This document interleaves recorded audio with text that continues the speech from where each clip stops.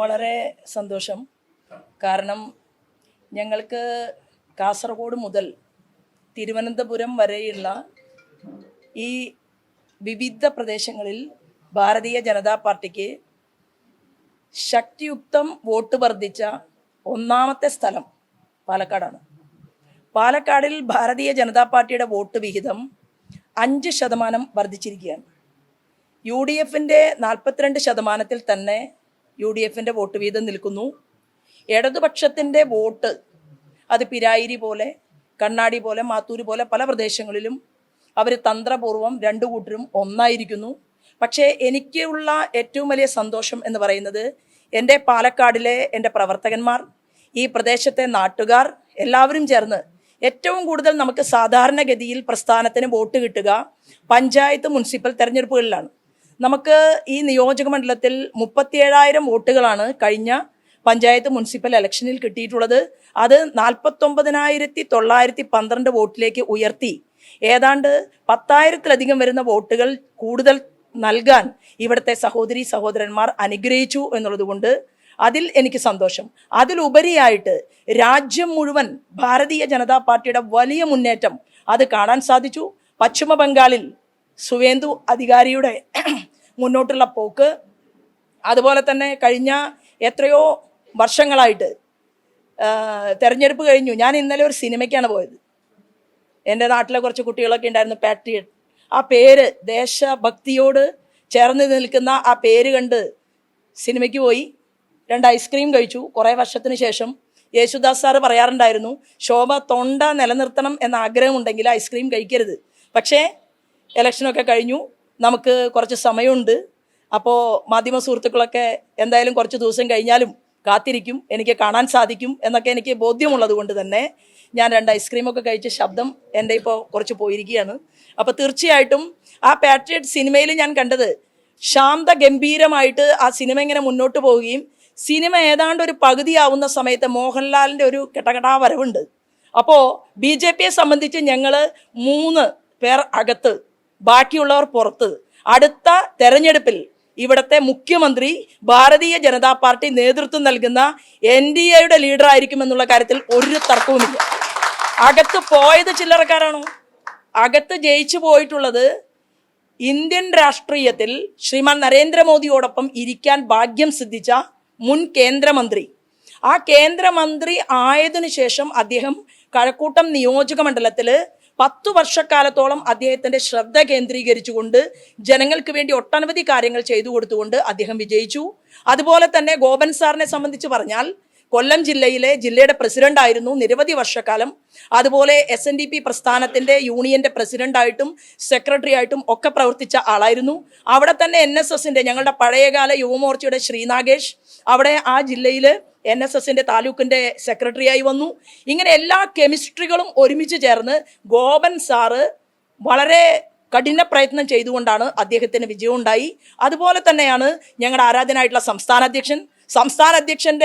അധ്യക്ഷനെ മണിച്ചിത്രത്തായിട്ട് പൂട്ടി. ആ താക്കോല് ശ്രീമാൻ ശിവൻകുട്ടി കൊണ്ടുപോയി. ആ പൂട്ട്, മണിച്ചിത്രത്തായിട്ട പൂട്ട് ഞങ്ങൾ അങ്ങോട്ട് പൊളിച്ചു. കേരളത്തിന്റെ നിയമസഭയ്ക്കകത്ത് 3 പേരും കയറിപ്പോയി. അപ്പൊ ഇതിൽ പരം ഒരു സന്തോഷവും ഇനി ഭാരതീയ ജനതാ പാർട്ടിയെ സംബന്ധിച്ച് ഉണ്ടാകാനില്ല. ഞങ്ങൾ ഇവിടെ വിജയിക്കുക തന്നെയാണ് ചെയ്തിട്ടുള്ളത്, മുന്നേറിയിട്ടുണ്ട്. ആ വോട്ട് നൽകിയിട്ടുള്ള എല്ലാ ആളുകൾക്കും സന്തോഷം പങ്കുവെക്കാനും ഞങ്ങളിവിടെ വെജും ഒക്കെ വെച്ചൊരു സദ്യയുണ്ട്. അപ്പോൾ അതിനു വേണ്ടി ഞങ്ങൾ എല്ലാവരും ഒരുമിച്ചിരിക്കാൻ വേണ്ടിയിട്ടാണ് ഇന്ന് വന്നിട്ടുള്ളത്. എല്ലാ മാധ്യമ സുഹൃത്തുക്കളോടും എനിക്ക് നന്ദിയുണ്ട്. കാരണം ശോഭാ സുരേന്ദ്രൻ എന്ന് പറയുന്ന ഒരു സ്ത്രീ ഈ കേരളത്തിൽ പ്രവർത്തന രംഗത്തേക്ക് കടന്നു വരുമ്പോൾ ഒരു മീഡിയ, അത് കേൾക്കുന്ന മീഡിയയ്ക്ക് മനസ്സിലാവും, ഒരു മീഡിയ എൻ്റെ മുഖമൊന്ന് മീഡിയയിൽ കാണിക്കണ്ടേ എന്ന് ചോദിച്ച് ആ മീഡിയയുടെ പ്രവർത്തനം, അന്ന് ആ മീഡിയയെ ഉള്ളൂ കേരളത്തിൽ. അപ്പം എന്നോട് പറഞ്ഞു, ഒരു അംബാസിഡർ കാറ് വിളിച്ച്, ഇങ്ങനെയാണ് പറഞ്ഞത്, ഒരു അംബാസിഡർ കാറ് വിളിച്ച് ശോഭാ സുരേന്ദ്രൻ കോഴിക്കോട് വന്നാൽ ഞാൻ ശോഭാ സുരേന്ദ്രനെ ഇൻ്റർവ്യൂ ചെയ്തുകൊണ്ട് 2004 മുടിചൂടാമന്നനായിട്ടുള്ള കരുണാകരൻ്റെ മകൻ ശ്രീമാൻ മുരളീധരനുമായി ബൈ ഇലക്ഷനിൽ ഏറ്റുമുട്ടി 5,000 വോട്ട് 11,000 വോട്ടിലേക്ക് എത്തിച്ചു കഴിഞ്ഞപ്പോൾ എനിക്കൊരു ഫോൺ കോൾ വന്നു ഒരു മാധ്യമ പ്രവർത്തകൻ്റെ. എന്നിട്ട് എന്നോട് പറഞ്ഞു, വന്നാൽ ഈ മുഖം 10 മിനിറ്റ് സമയം കേരളത്തിലെ ജനങ്ങൾക്ക് എൻ്റെ ചാനലിലൂടെ, ഞാൻ ജോലി ചെയ്യുന്ന ചാനലിലൂടെ കാണിക്കാമെന്ന് പറഞ്ഞ ഒരു സുഹൃത്ത് എൻ്റെ ഈ വാക്കുകൾ കേട്ട് കേരളത്തിൽ ഇരിക്കുന്നുണ്ടാകും. ഞാൻ പേരൊന്നും പറയുന്നില്ല. അപ്പോൾ മാധ്യമങ്ങളെ സംബന്ധിച്ച് പറഞ്ഞാൽ, നിങ്ങളുടെ രാത്രിയിലെ ചർച്ചകളിൽ സാമ്പാർ വെച്ചില്ലെങ്കിലും കുട്ടികൾക്ക് നേരത്തിന് ഭക്ഷണം കൊടുത്തില്ലെങ്കിലും ചാനൽ ചർച്ചയ്ക്ക് 3 മണിക്ക് വിളിച്ചാലും കുറേ കാലം അരമണിക്കൂറോ അല്ലെങ്കിൽ 1 മണിക്കൂറോ ആ ചാനൽ മുറികൾക്കകത്തിരുന്ന് സംസാരിച്ചപ്പോൾ എൻ്റെ പ്രസ്ഥാനത്തിൻ്റെ അതിശക്തമായിട്ടുള്ള പ്രവർത്തനത്തോടൊപ്പം ഞങ്ങൾ പറയുന്ന വാക്കുകളെ പുറം ലോകത്തേക്ക് എത്തിക്കാൻ ശ്രമിച്ച നിങ്ങളെല്ലാവർക്കും നന്ദി അറിയിച്ചുകൊണ്ട്, നിങ്ങളുടെ എല്ലാ സഹായ സഹകരണത്തിനും സ്നേഹം അറിയിച്ചുകൊണ്ട് ഞാൻ എൻ്റെ വാക്കുകൾ നിർത്തുകയാണ്. ഞങ്ങളുടെ പാട്രിയറ്റിൻ്റെ പകുതിയേ ആയിട്ടുള്ളൂ, പകുതി വരാൻ പോകുന്നതേയുള്ളൂ. ഒരു നിഴൽ MLA ആയി ശോഭ ഇവിടെ പാലക്കാടിനകത്ത് ഉണ്ടാകും എന്നുകൂടി പറയാൻ ഞാൻ ഈ അവസരത്തെ ഉപയോഗപ്പെടുത്തുന്നു. അല്ല, അങ്ങനെയില്ലല്ലോ. കാരണം 37,000 വോട്ട് 49,912 വോട്ടായി കഴിഞ്ഞാൽ പിന്നെ എന്ത് പ്രതീക്ഷയാണുള്ളത് അതിനേക്കാൾ കൂടുതലായിട്ട്? അപ്പൊ തീർച്ചയായിട്ടും വളരെ കൂടുതൽ, അതായത് ശോഭാ സുരേന്ദ്രൻ പാലക്കാട് വന്ന് കൈനീട്ടി പാലക്കാട്ടുകാരോട് വോട്ട് ചോദിക്കുകയാണ്. പക്ഷെ 15 വർഷക്കാലം ഇവിടെ UDFന്റെ MLA കയ്യിലിട്ട് അമ്മാനമാടിയിട്ടുള്ള ഒരു നിയോജകമണ്ഡലമാണ് പാലക്കാട് നിയോജകമണ്ഡലം.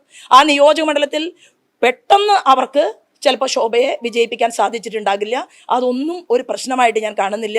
MLA ചെയ്യുന്നതിനേക്കാൾ കൂടുതൽ ജോലി പാലക്കാടിലെ എനിക്ക് വേണ്ടി വോട്ട് ചെയ്തവർക്കും വോട്ട് ചെയ്യാത്തവർക്കും വേണ്ടിയിട്ട് ഞാൻ ചെയ്യും. ഞാൻ ഈ കേരളത്തിൽ ഇരുന്നു കൊണ്ട് തന്നെ ഞങ്ങളുടെ 3 MLA ചെയ്യാൻ സാധിക്കുന്ന, പാലക്കാടിന് വേണ്ടി ചോദിക്കാൻ സാധിക്കുന്ന ചോദ്യങ്ങൾ അവർ ചോദിക്കും. പുറത്ത് പാലക്കാടിന്റെ കാവലായിട്ട് നിങ്ങളുടെ സഹോദരിയായിട്ടുള്ള ഞാൻ ഉണ്ടാകും. അല്ലെ, ഞാൻ സംസ്ഥാനത്തിന്റെ ജനറൽ സെക്രട്ടറിയാണ്.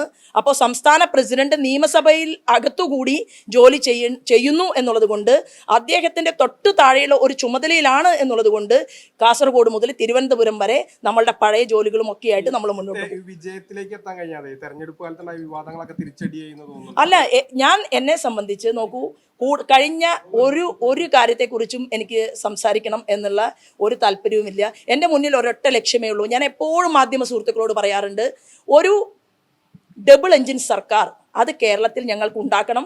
അത് ഉണ്ടാക്കാൻ ആവശ്യമായിട്ടുള്ള എല്ലാ സംവിധാനങ്ങളും അഖിലേന്ത്യാ തലത്തിൽ നിന്ന് വരുന്നുണ്ട്.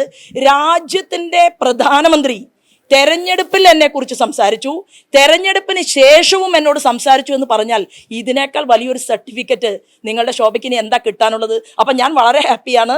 എന്തായാലും റാങ്ക് കിട്ടിയ കുട്ടിയാണ് ഞാനെന്ന് അഖിലേന്ത്യാ ലീഡർഷിപ്പിന് മനസ്സിലായിട്ടുണ്ട്. അതുകൊണ്ട് വളരെ സന്തോഷം. അല്ല, അതൊക്കെ നിങ്ങൾ സഹായിച്ചതല്ലേ. ചില മാധ്യമ സുഹൃത്തുക്കളൊക്കെ എന്നെ സഹായിച്ചു തന്നതാണല്ലോ.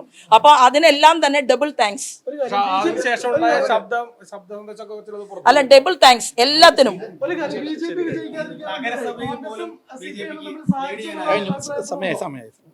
അല്ല, നിങ്ങൾ എന്തിനാണ് ഈ ചോദ്യമൊക്കെ ചോദിക്കുന്നത്? മഞ്ചേശ്വരത്ത് ശ്രീമാൻ സുരേന്ദ്രൻ എങ്ങനെയാണ് തോറ്റത്? പാലക്കാട് എങ്ങനെയാണ് ശോഭാ സുരേന്ദ്രൻ തോറ്റത്? കോൺഗ്രസിന്റെ ഉള്ള 42% 48% വാങ്ങിയിട്ടല്ല കോൺഗ്രസ് വിജയിച്ചത്. മാർക്സിസ്റ്റ് പാർട്ടിയുടെ ശതമാനം താഴേക്ക് പോയത് കൊണ്ടാണ്. അപ്പൊ അതിൽ ഇനി അതൊന്നും പറഞ്ഞിട്ട് കാര്യമില്ല. ജയമെന്ന് പറയുന്നത് ജയമാണ് ജനാധിപത്യത്തിൽ. ആ ജയത്തെ തീർച്ചയായിട്ടും അംഗീകരിക്കും. പാലക്കാട്ടുകാർക്ക് 2 MLA ഉണ്ടാകും.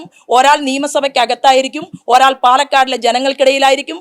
ഞാനൊരു നിഴൽ MLA ആയിരിക്കും.